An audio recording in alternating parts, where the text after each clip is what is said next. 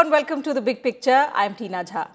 Prarambh, the Startup India International Summit began on Friday. Organized by the Department for Promotion of Industry and Internal Trade, Ministry of Commerce and Industry, Government of India, the two-day summit marks the 5th anniversary of the Startup India initiative launched by Prime Minister Narendra Modi on 16th January 2016. The summit also comes as a follow-up of the announcement made by the Prime Minister at the 4th BIMSTEC Summit held in Kathmandu in August 2018, wherein India committed to host the BIMSTEC Startup Conclave. With participation from over 25 countries and more than 200 global speakers, the summit is the largest startup confluence organized by the government since the launch of the Startup India initiative. And Prime Minister Narendra Modi will be addressing the global summit on Saturday. So on this edition of The Big Picture today, we will talk about the objectives of the Startup India International Summit and discuss with experts the startup landscape and their growth in India. For this, I am joined on the program today by Mr. R. Ramanan, Mission Director of the Atal Innovation Mission, Niti Aayog, Mr. Ramesh Kailasham, CEO, IndiaTech.org, and Mr. Ashneet Grover, co-founder and CEO, BharatPe. Thank you, gentlemen, for joining me on this edition of The Big Picture. Mr. Ramanan, let me begin the program with you. Let's first try and understand the objectives and focus of the Startup India International Summit, Prarambh. Thank you, Tina, for organizing and giving me an opportunity to share a few thoughts on this particular very, very important and momentous occasion of the launch of Prarambh. Prarambh, as you rightly pointed out, is one of the largest startup global summit being organized by Startup India since its inception. Startup India began in 2016, January 16th, when the Prime Minister inaugurated that. And Startup India has played a very, very important role in cultivating and growing the ecosystem of innovation and entrepreneurship across the length and breadth of our country, including many other organizations like Atal Innovation Mission, the Department of Science and Technology, and the Department of Biotechnology. The purpose of this summit is, first of all, a fulfillment of a commitment that the Honorable Prime Minister had made in the summit in 2018 among the BIMSTEC countries for hosting the BIMSTEC Conclave. And this is the right moment to be able to organize such a summit. India is a startup nation. It is one of the fastest growing innovative nations of the world. And all the BIMSTEC countries are dependent upon the growth of innovation and entrepreneurship and startups in their respective countries, and to be able to collaborate with each other, to be able to find the opportunities between the countries as well as across the global landscape. As you are all aware, and as everyone is aware, the COVID-19 has been unprecedented in terms of its impact, and the need for innovation and entrepreneurship has never been felt more than at this point in time. In fact, the COVID-19 was also a watershed moment in the history of India, where startups rose splendidly to the occasion. And during such a pandemic year, we have had growth of 11 unicorns from India. We had more than 1,500 startups offering preventive, assistive, and some curative solutions for addressing COVID-19 as well as problems in a post-COVID-19 world.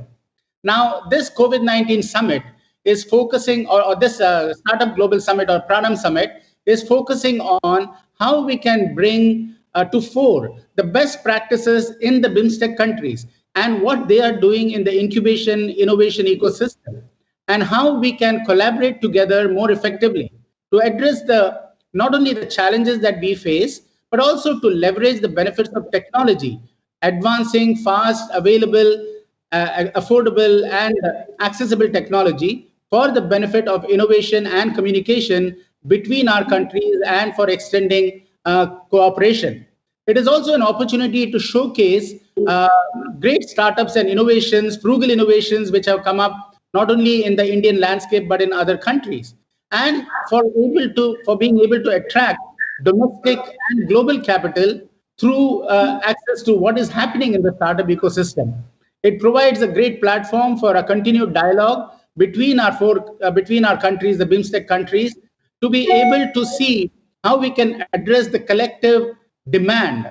The Honorable Prime Minister in Atmanirbhar Bharat talked about 5 pillars which are common for all the countries: the pillar of demographic dividend, the pillar of infrastructure, the pillar of demand, the pillar of socio-economic progress, and the pillar of technology and systems.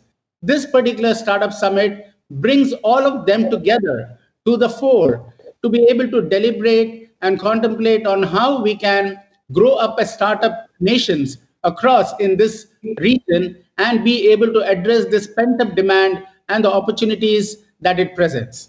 Okay. Mr. Grover, so with the focus to come forward and grow as the startup nation in this region, the largest startup confluence has been organized by the government, and it's the largest one since the launch of the Startup India initiative. So how do you see it helping the startups in our country, especially if we talk about the young entrepreneurs? Yeah, thanks for having me here. I think it's a great initiative by the government.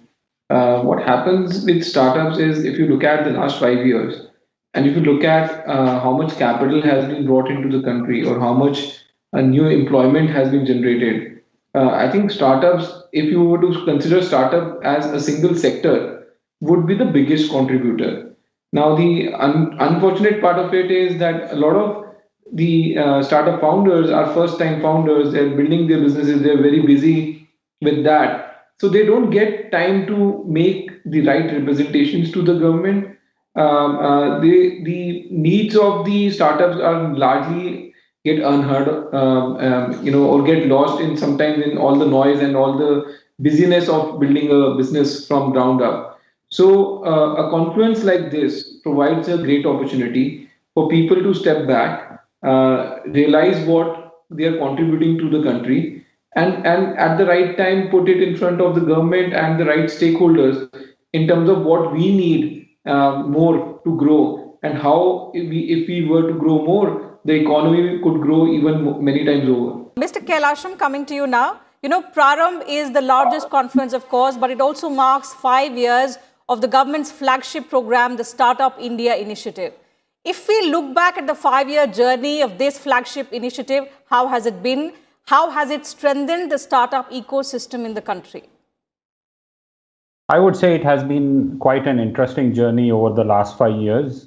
We have been interacting with the government on a range of issues that the startups and their founders are facing, in fact, for the last 3 years or so. But if I look back, I mean, if you look at what India has achieved over the past so many years, we had the first ride when the IT and the BPO sector and the IT-enabled services took off, which triggered the massive employment generation in the new age economy. Post that, this has been the next big wave that India has been able to ride on. And I would hold fundamentally 2 reasons for that. One, of course, is certainly the thrust that the government gave towards recognizing the fact that startups need to be encouraged, because there is a limit to which the traditional old age economy would have created livelihoods and employment. We have 15 to 20 lakh children every year passing out from the schools and colleges. And it was necessary that this wave was critical to be nurtured, not only to create livelihoods, but also for India to step into the new age economy. Because if you look at what the IT and the BPO sector and the IT-enabled services and the software did, was to push India into one particular aspect of the technology wave. What startups have done is actually take it further, because you have different kinds of startups today. I mean, if you look at the 5-year journey so far, not only has it triggered innovation in India, it has also triggered entrepreneurship, something that most of us in the society were looking at differently. Earlier, it was more like, can I pass out and can I get a job? Now there is an increased amount of confidence amongst the youth that maybe I should be starting something on my own and give employment to people. So that, I think, is a major societal change that this whole initiative has brought about. But of course, all of them come with teething problems, because each sector, when it grows, and we live in a democracy, we are bound to have issues. And there have been a range of things that we identified, because one of the critical things, if you look at today, where we look back in the 5-year journey, we are the 3rd largest startup ecosystem in the world. That's quite phenomenal. We have close to 42 to 43,000 startups registered till date, which is phenomenal. And if you look at, the more important thing is there has also been a cohesive journey with the states jumping in. Today, we have 29 states and UTs who have a state startup policy, which kind of helps this whole handholding aspect, both with the center and the state looking at it. If you look at the kind of startups, I mean, we have close to around 20 varieties of startups today. And this is something I would like to bring to the fold, because we often carry this notion that a startup would be something which builds an app and that's it. Well, you have 20 varieties of it. You have right from the basic starting point of retail e-commerce startups to health, to edutech, to agri-tech, to food tech, to even you have EVs and battery swap models and travel and tourism, financial services, fintech. You have somebody from fintech with you. You have tourism, you have insurance, social media, which is again picking up. And more importantly, after the Prime Minister's call, gaming is also a serious area where India is picking up. Different type of gaming startups are emerging in different forms. All of them do require regulation in some form or the other, or support. Then, of course, we have the Internet of Things, the biotech, the M2Ms, and so on. So we have so many varieties. I mean, logistics is also picking up. So you have so many varieties of startups which are coming up, and these are of different sectors. And therefore, when you emerge in different sectors, obviously a one-size-fits-all approach will not apply, as the government tries to work out. Different ministries have to be taken along, and this has to be a collaborative effort. I think you have Niti Aayog, the program, Mr. Ramanan is there. So Niti Aayog, DPIIT, all the stakeholders jointly need to continue to engage with us in the industry, and they are doing a good job of it. But more needs to be done. And I have Definitely. a list of demands. So on the challenges and the possible solutions that the government can provide, we'll take that up in a while. But Mr. Ramanan, when we talk about the thrust that the government has given to the startup culture in India, that has led India to becoming the third largest startup ecosystem in the world, what are the efforts that have been undertaken in the last 5 years, and the government continues to do so, to nurture innovation and also empower the startups in India? It's a very important question, and it's a very important thing to realize how much the government has done to promote innovation, entrepreneurship, and the startup community in the India. We were 5 years ago at a position of 81 in the Global Innovation Index. Today, we are in the top 50. We are 48 in that position. Just in 5 years, we have jumped up by almost 36 places in the Global Innovation Index. Now, that has happened because of the tremendous thrust through various initiatives that the government has done in the government in innovation. There has been the Stand Up India policy to ensure that grassroots innovations at an entrepreneurial level is getting stimulated. We have had the fund of funds, which has more than 1.3 billion fund of funds has been to encourage the startup community and to be able to provide funding capability to the startup community. Atal Innovation Mission was launched by the Honorable Prime Minister under Niti Aayog with a very holistic framework. At the school level, thousands of tinkering labs called Atal Tinkering Labs have been launched, so that these become dedicated innovation workspaces in schools between grade 6 to grade 12 to nurture a problem-solving, innovative mindset in our young students. And then when they go into the universities, we are having world-class incubators being set up by a number of institutions like Atal Innovation Mission or DST, DBT, and so on. Today, we have more than 400 incubators in India. More than 55,000 startups. And that is an amazing number to have grown in the last few years. Also, the government is launching a number of challenges along with various ministries. We have Atal New India challenges and Arise challenges, applied research and innovation for small enterprises. And these challenges are meant for addressing Make in India innovations in the startup community or in the MSME community. And finally, there is also community innovation centers that are being set up to serve the interests of rural India, tier 2, tier 3 cities, and to ensure that community-driven innovation and job creation happens. Because we have 600,000 plus villages, 715 districts, and 115 are aspirational districts. Unless the benefit of innovation and the startup community reaches across to the rural India and to all of these people, coupled with the JAM Trinity that the government has introduced, Digital India initiatives, where you have more than 1 billion bank accounts today. We have 1 billion unique IDs through the Aadhaar, and we have over 1 billion mobile phones. Now, all of these can come together to provide a tremendous amount of solutions to fulfill a pent-up demand and the challenges that India has. And therefore, the Certainly. So there have been multiple efforts, as you've rightly pointed out. But when we also talk about the progress that's been made in the last 5 years, when the Prime Minister launched the initiative in the year 2016, his vision, in fact, was, he said he wanted to transform India into a country of job creators instead of job seekers. So if we look back in the last 5 years, taking into account the kind of efforts that the government has made, what has the progress been on this front towards realizing this vision, sir? Yeah, and that is evident in the fact that you have today 55,000 startups and you have more than 34 unicorns which have come up, and each of these unicorns have added jobs tremendously, both directly and indirectly. If you look at organizations like Flipkart or Ola and so on and so forth, they have added tremendous number of jobs in the economy. Also, technology-driven startups or agri-domain or biotech domain startups, they have also prospered in a very big way. So in terms of number of jobs being created, I think these numbers are just going up by several thousands, and you would see a tremendous impact in the next 4 to 5 years because of this importance of the startup ecosystem. Okay, Mr. Grover, as a representative of the third largest startup ecosystem in the world, how would you describe the first 5 years of the Startup India initiative, talking both about the opportunities and the challenges that the sector has seen? I think it's been a great first 5 years for the Startup India mission. Clearly, the startups have come on their own. I just don't think we should only be talking about unicorns, but even if you talk about the larger base at the mid-level, people who are just starting off, you see a lot of ecosystem which has developed. Capital is easy to come by. The general perception is that the government is not going to come in your way if you're trying to do something innovative. And I think that's a big difference as against any other sector previously which would have tried to grow. So last 5 years, in my view, have been very good.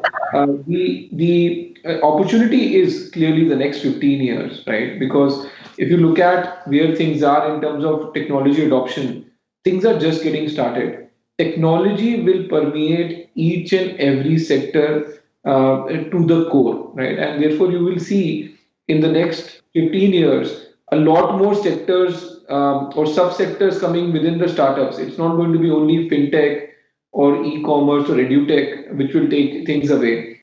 I think technology will permeate everything. So the real opportunity is from here on in the next 15 years. My view is the last 5 years have set up a solid foundation for that. Are there any problems, any challenges that you think startups are still struggling with? Yeah, I think a lot of the startup problems are their own problems. You can't expect government to not, intervene in something and not intervene in something. So I think a lot of our problems can be solved.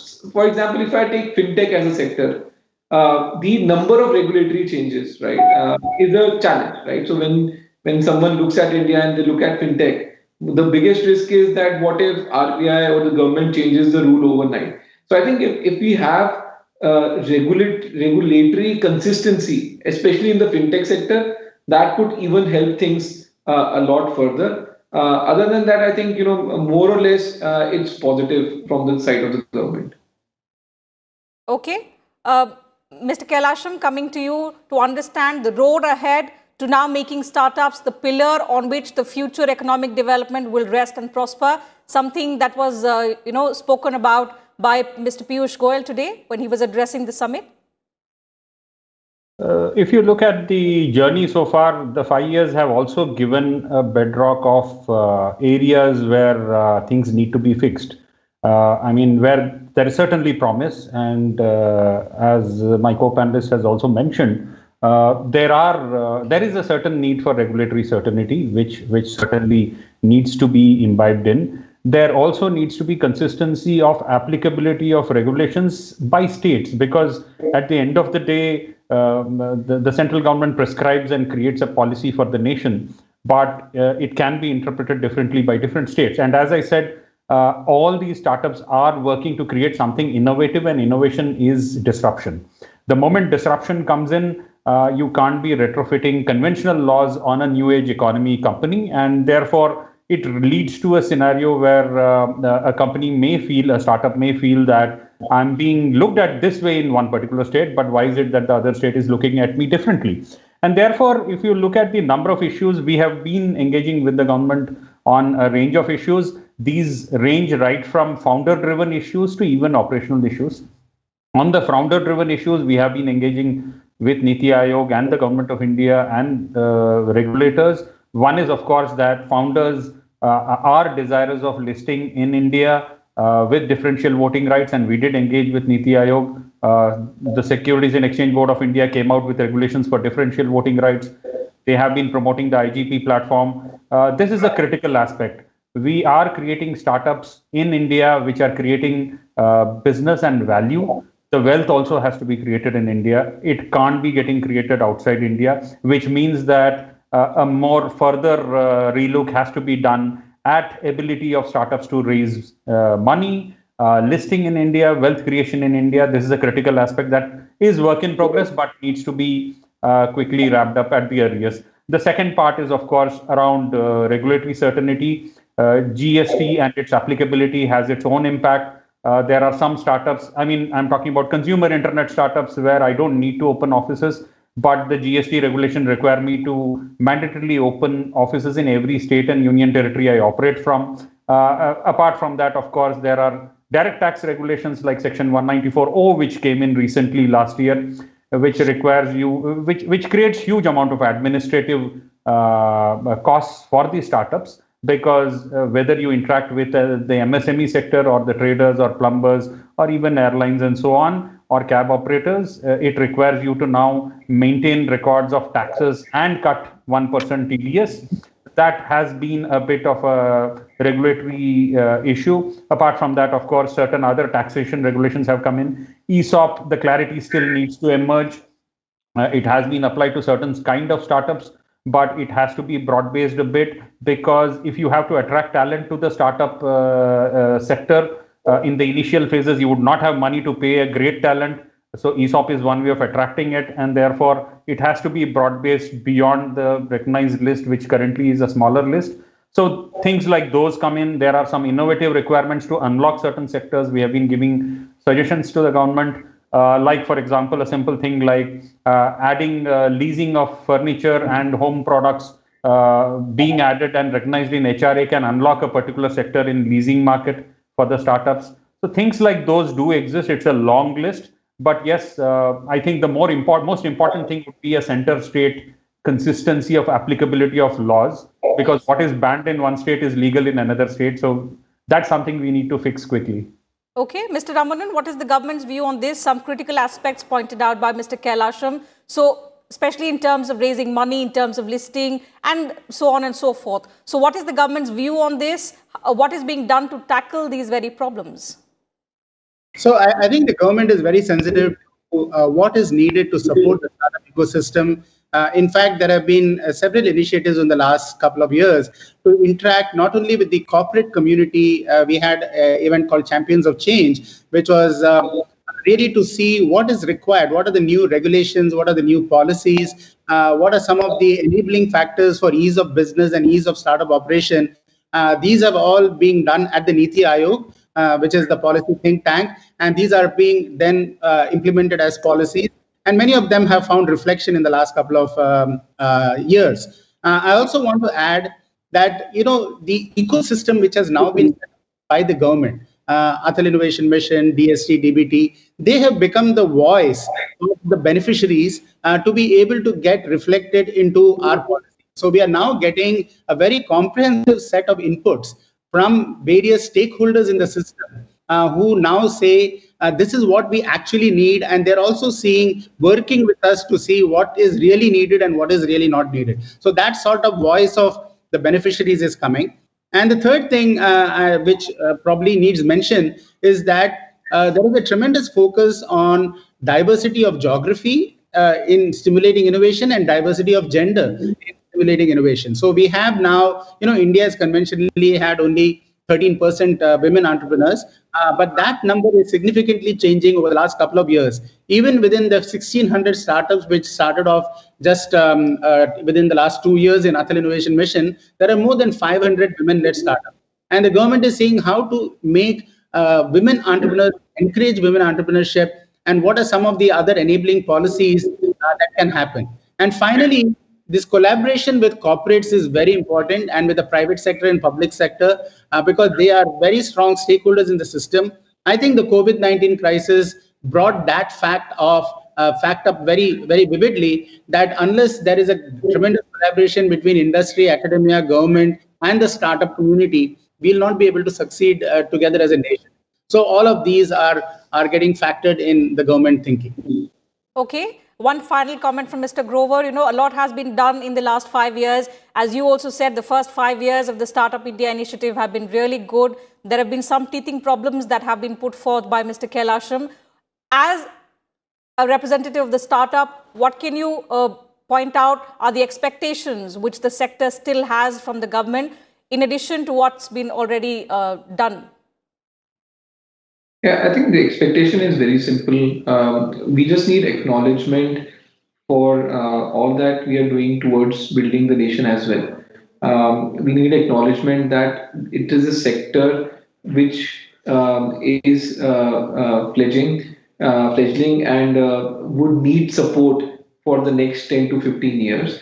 I think once there is a nuanced view towards startups, the government can therefore create the rules and regulations and policies which will help promote startups much more than what has been done so far. So I think there needs to be slight soft touch towards startups. There has to be a realization that what we're trying to do is with the right intention. The historical laws and regulations might not be applicable just in letter to us, and therefore the whole legislative, the whole judiciary would have to start rethinking about the laws and everything with respect to the new economy and with respect to startups. If that happens over the next 10 years, I think we are in for a great time.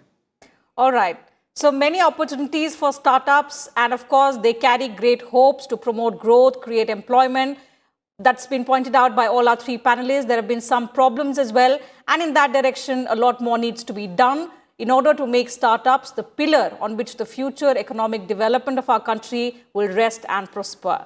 Thank you, gentlemen, for joining me on this edition of The Big Picture, putting things into perspective for us and our viewers. Pleasure having you on the program. So that's it from us on this edition of The Big Picture today. Just in case you missed the television broadcast, let me remind you, you can also watch it on YouTube. You can also send us your feedback and suggestions as well. Thank you very much for your time.